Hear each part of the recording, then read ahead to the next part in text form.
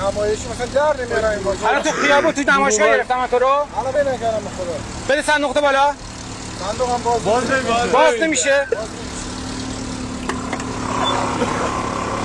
چیه این الان؟ فابریکه؟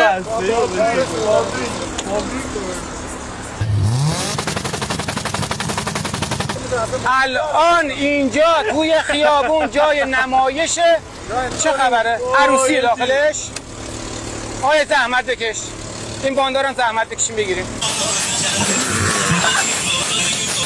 کاپوتم بزن بالا. شما بزن بالا. چه وضعشی برادر من؟ چیه؟ نمایش چیه برادر من؟ این مگه کامیونه؟ یه بوق بزن لطفا. بزن یه بوق.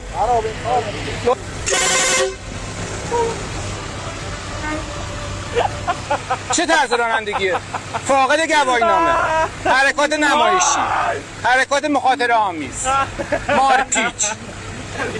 این از وضعیت برابر دستور دادستان 15 روز پارکینگ. معرفی میشی دادگاه. نه